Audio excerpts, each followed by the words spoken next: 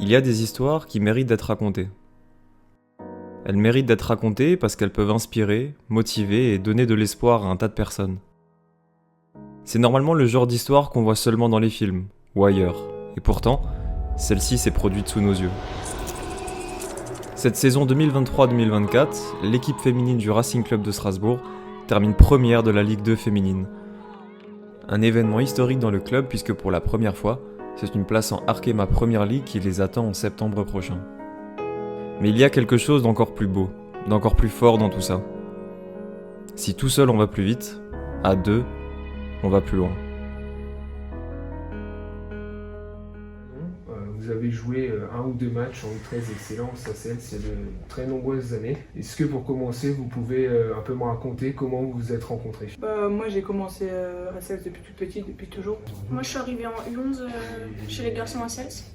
Après j'ai fait jusqu'à U15 et je me rappelle de quelques matchs où Manon jouait en U13 Excellence et j'ai joué un ou deux matchs amicaux avec elle et son équipe. Je jouais plus avec mon grand frère que moi qui jouais avec elle, quoi.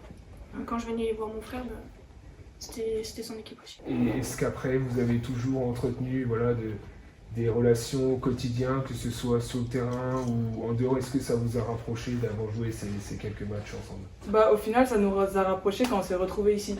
Parce que sur le moment, vu qu'on jouait pas ensemble, on n'était pas proches, on se voyait pas. C'est qu'après, une fois qu'on s'est rejoint ici, que ça nous a reliés. Quand je jouais avec elle, quand je suis montée pour un ou deux matchs, j'étais un peu impressionnée par rapport à Manon. Quand je la voyais, je me suis dit ah ouais, parce que je savais qu'elle était plus âgée que moi et que quand je jouais avec elle, j'étais impressionnée, j'étais un peu timide, je n'osais pas trop lui parler. S'il y a une anecdote que vous devriez livrer sur l'une ou l'autre? Moi j'ai pas d'anecdote précise, parce qu'en fait sur le terrain on est toujours ensemble, en dehors du terrain on est toujours ensemble.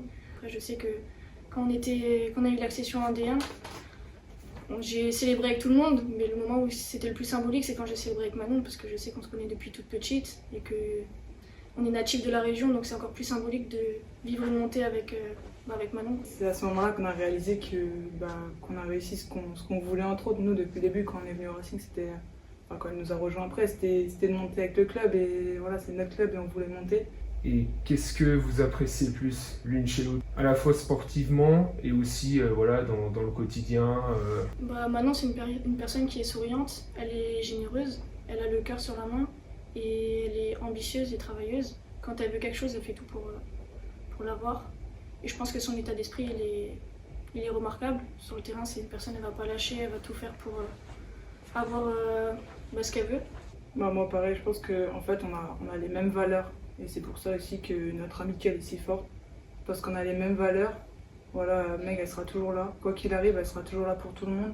Elle donnera tout, elle peut tout donner pour tout le monde. Et sur le terrain pareil, elle lâche jamais. On travaille. Ce qui est cool, c'est qu'au final on travaille beaucoup ensemble au final, et c'est ce qui nous permet d'arriver là où on veut. Et une question par rapport un peu à votre entourage, est-ce que vos parents, votre famille vous ont toujours soutenu dans vos projets tout au long de votre carrière? Est-ce que ils sont en guillemets aussi à fond que vous, vraiment derrière à vous soutenir dans vos projets? Je pense que sur ça on a une relation un peu identique avec nos proches. Nos parents ils nous ont toujours soutenus. Peu importe les déplacements qu'on avait, moi je sais que quand j'ai rejoint Cels, j'avais quand même 30 minutes de route.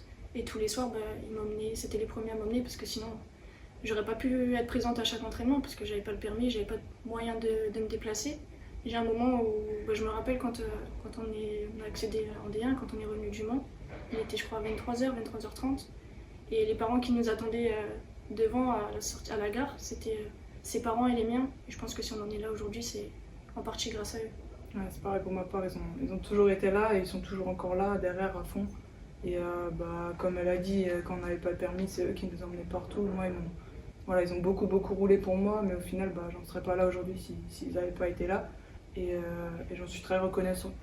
Quand vous avez joué, alors y compris les quelques matchs en U13 ou jusqu'à maintenant finalement, comment vous perceviez l'atmosphère autour du terrain? Est-ce que le fait que vous êtes des femmes, que vous jouez au foot comme les hommes, est-ce que vous sentez un peu une atmosphère un peu pesante, ou vous êtes toujours senti libre de jouer au football sur le terrain? Comment vous appréhendiez ça jusqu'à maintenant? Moi personnellement, quand je jouais avec les garçons à Cels, j'ai jamais eu j'ai jamais eu de ce ressenti-là ou un ressenti qui était pas bon parce qu'au final, je jouais aussi surtout avec des copains. C'était avant tout des amis avant d'être des coéquipiers. Donc eux, ils m'ont toujours très bien accueilli, j'étais toujours très bien dans l'équipe et j'avais jamais de problème avec ça. Ouais, moi c'est tout à fait pareil parce qu'à Celles, c'est un club familial et les supporters ou quoi, ils sont toujours là.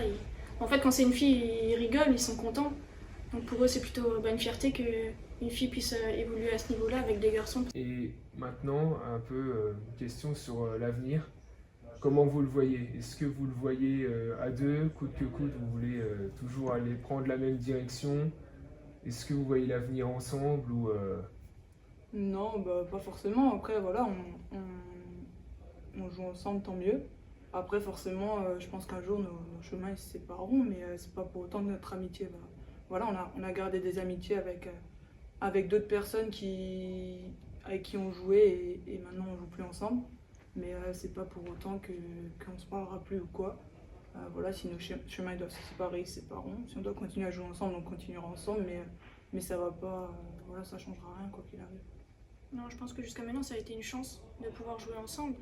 On sait que c'est le foot et que au bout d'un moment, il va falloir faire notre propre chemin.